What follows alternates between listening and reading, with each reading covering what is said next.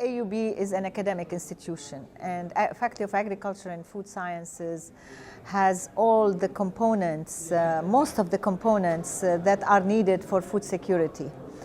So as an academic institution that does teaching, research, and service or outreach, we are ideally positioned as a hub in order to build capacity in the region for tackling food insecurity. At the moment, there are no academic degrees or programs that tackle the issue of food security. There are people living in silos where people do research or people do teaching, and in different disciplines they are not connected. The food security issue is a multidisciplinary, it is at the intersection of many disciplines. So AUB is very well positioned to create this kind of entity in order to educate and build capacity in countries for tackling food insecurity. Countries are producing strategies, they are looking into this problem, and they are putting programs and strategies, but the people and the agents who are going to be leaders and who are going to implement are not available in these countries. And this has been said in many of the speeches and the speakers that really spoke today.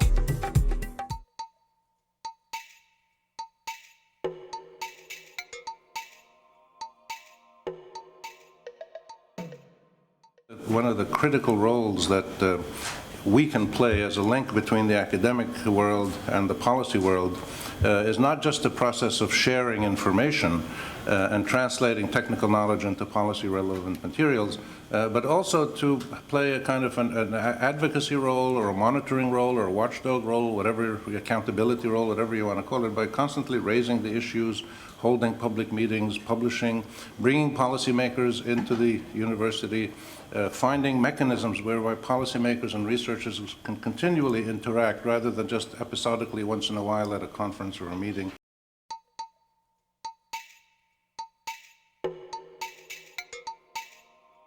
Also, in terms of what the research and academia can do is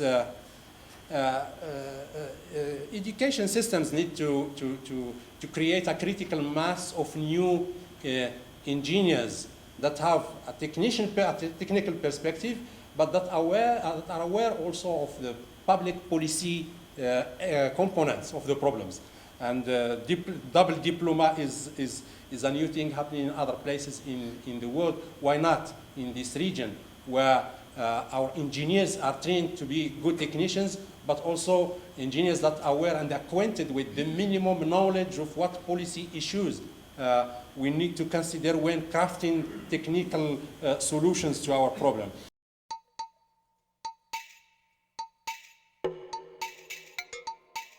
What does this mean in brief for us in the region? First, what we suggest as an issue for research is the time basically adequate for market liberalization, for opening our markets, for reducing subsidies and tariffs. In the issue of capacity or the availability of expertise in the region, it's not only, let me tell you, if you look at the level of the applicants in agronomy, in conventional breeding, in pathology, entomology, you name it, I'll tell you, you will not get highly qualified people applying for positions. So the problem is not only policy, this is what I wanted to say. The whole fields that are related to agriculture are certainly very deficient in this part of the world.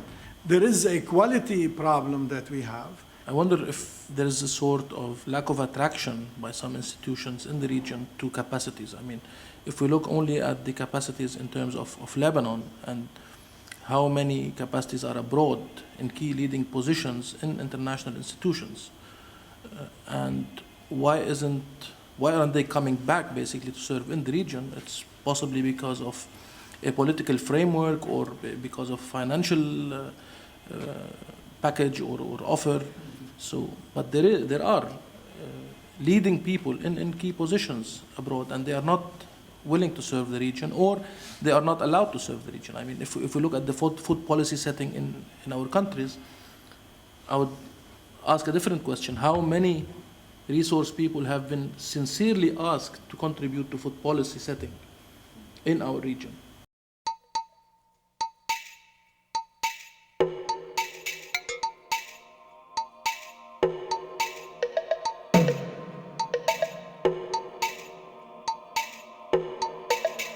The way we come at looking at the issue of linking water and agriculture is to look particularly and do the analysis of how particularly policies, but also to some extent the markets and environment, act on as driving forces on farming system and practices and input use, particularly water in this case, and then what that might do to the state of water resources. When I say water resources, I'm thinking of water being used for irrigation and also the quality of water.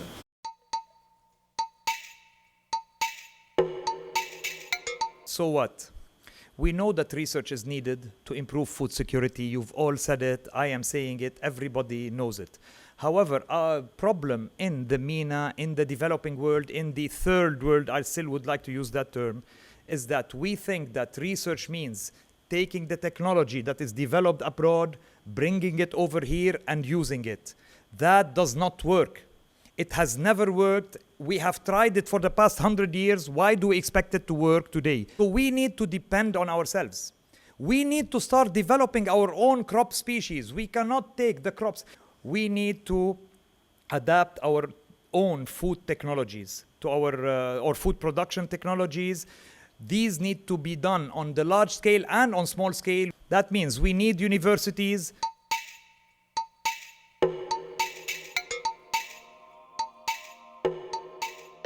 Food insecurity is a very complex concept and therefore very complex to measure. We're going to have to address the physical, the economic, the social access to food. We're going to have to address the quality and the quantity of food. But not just that, we need to make sure that people are actually happy with the food that they're eating.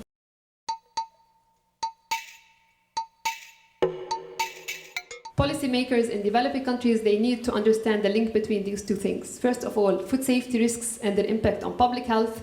Second, the synergies between development of the domestic food system and the food export systems.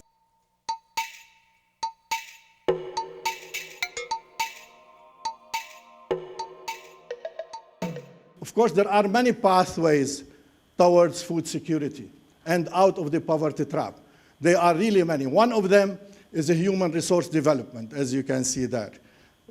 Improved technologies, pro-poor policy and institutional options, there are really many. And this is where we really need to invest more. Now, beyond research to achieve sustainable impact. And here we come to the capacity development. And this is where this workshop is very important.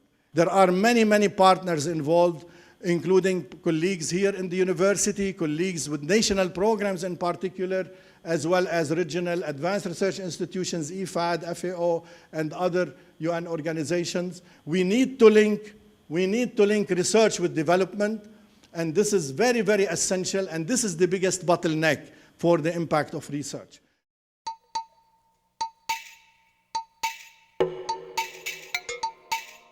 Talking about the importance of technology transfer to students in teaching. It's important to build capacity at academic institutions. I think there's a lot of areas that we need to focus on that may not be available in local institutions or regional institutions in terms of irrigation, GIS, anything that could not be available. In the universities and the academic institution, the curricula needs to be looked at every few years, modernized, and also extend this research knowledge to students. Need to be responsive to industry needs. It's important also to have this partnership between industry and higher education so that the graduates would have a place to go afterwards and how they must be able to perform. Technology transfer, building individual and institutional capacity in terms of extension, reaching the farmers and having this loop of priority setting, this feedback mechanism is very important. It's not enough to do research, we have to do the dissemination, we have to make sure farmers adopt it, make sure it's appropriate to the area, and make sure what are the issues that face the farmers after the adoption also. So it has to go back into this research. So really, research has to be relevant with the stakeholders' input, interdisciplinary, sustainable agriculture, not just production, but marketing and economics, and also ensure the wide dissemination of these techniques. All these people, they are doing excellent work, but the fact is that the hungry are getting more in number, and food security is getting more severe. Why do you think that in the last 25 years, despite of the achievements, including the achievement that was made at the GMO level, with the claim that the GMOs will end the world hunger and will contribute to ending poverty, why is this situation getting worse and not getting better?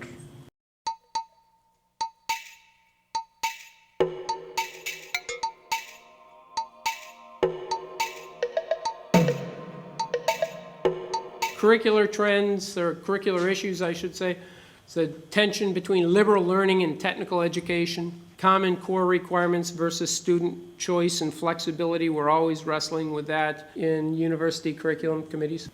Where does learning about food security reside in the curriculum? Well, coursework, social sciences, nutritional sciences, public policy analysis, civic engagement and community-based experiential learning.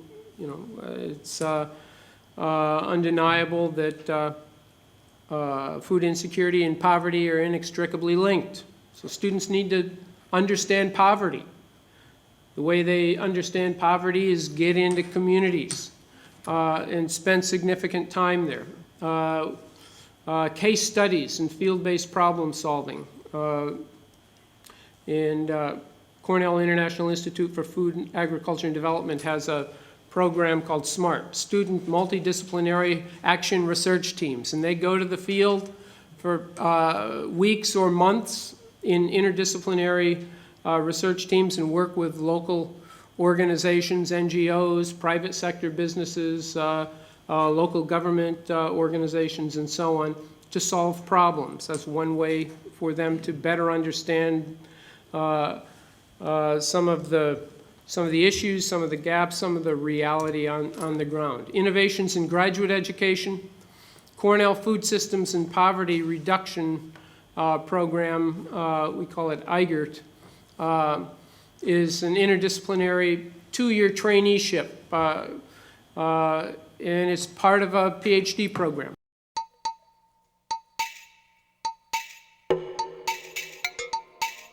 Yeah, while we focus on our disciplines, society is concerned with problems that are multidisciplinary. So we need to ask ourselves, what are society's needs? Who's employing our graduates? What are these employers looking for in our graduates? What makes a graduate a successful leader? And how do universities assess demand for their graduates?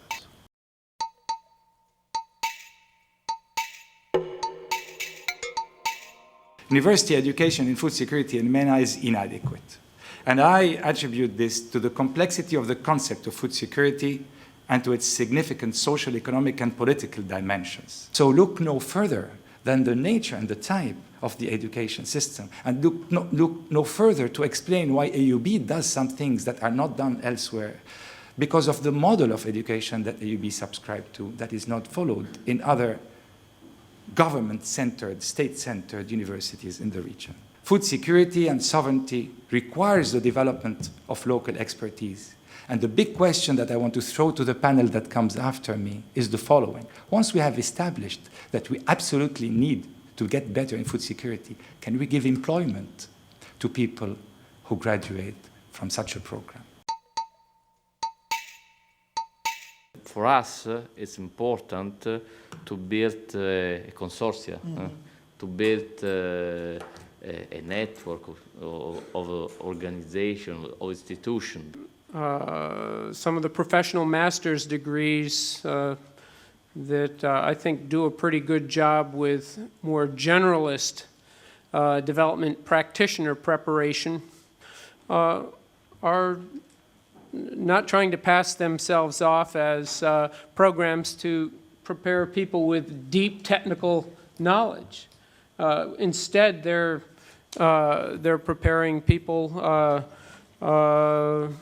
to work with international and grassroots NGOs, to work with some of the bilateral donors. You know, the Master of Professional Studies program that I've worked with at Cornell in international development. I think the issue is not abandoning one type of degree program and embracing another. It's finding that balance, finding that mix. And within our programs, both the disciplinary programs as well as the interdisciplinary programs, finding that balance between technical courses and technical skills in the more interdisciplinary ones. Food security is certainly not exclusively or even perhaps mainly about agriculture. We're focused on is preparing what we like to call agents of change for rural and national development, and we really believe the way to do that is through a transdisciplinary or multidisciplinary experiential approach that is really intimately, and I mean intimately, involved in the community and what's happening in the farming and the rural community, where students actually learn how to generate economic opportunities in rural areas. On the other hand, I think at the undergraduate level you can prepare people to have if I may, this sort of multidisciplinary tolerance they need to be aware of the complexities involved in food security and food insecurity, and be empowered as well to feel that they can take action in general. And they can be well prepared with a lot of the tools and concepts needed to be effective contributors to the whole issue of food security. And I think that's what we're talking about. But for this regional partnership really to make influence is how can we better actually influence the policy-making process when it comes on food security. This is one of the clear gap area in this region, and if we put our experiences and forces together, we may actually make a difference in influencing the policy-making process when it comes to, again, to the three securities: food, water, and nutritional security. The comment in terms of more specifically to what you want to get out of this session in terms of master's programs, PhD programs, etc. I think increasingly my time is spent working on issues to do with agriculture and environment, particularly water. And I'm an economist, but I'm handicapped because I'm not a scientist. I don't have an understanding of how institutions and governance work, etc. So I think the issue about multidiscipline courses, but it doesn't mean that when you're teaching people who are going to be plant geneticists or whatever, that obviously they concentrate on that. But I think that in those courses it's important that they have some courses which touch on economics, touch on institution issues. And so I think that's important in the courses to get these different disciplines into the course, so students have some appreciation of these things, because it's critical when you come eventually to get jobs like I'm doing and you feel handicapped because you don't have an appreciation of the program and courses, what have you.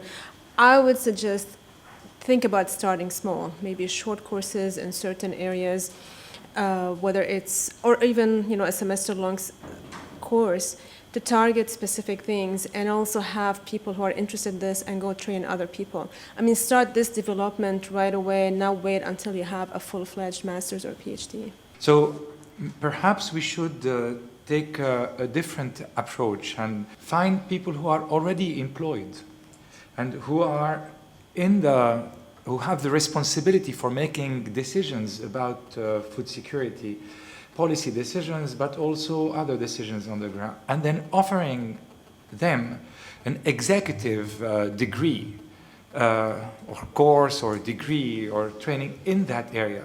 This way you can bring people from all around the region, where there is an essential problem, talk about the different resources of the region, the need to integrate the different policies, different politics, and at the same time make sure that they will go back to a job and that they will be able to implement that. I'd like to come back and invite you to focus on how can we build an effective capacity building in the region to graduate and train and do research with individuals that can actually implement what we're trying to do. Where do we go from here? I think there should be a small task force that would brainstorm on what should be done. Is there a curriculum to be elaborated? There are modalities to be elaborated. What kinds of partnership is needed and what kind of degrees or non-degree programs, what should they include and so on. So where do we go from here? I think at the moment we have not reached a conclusion, but we have the ingredients in order to reach a conclusion.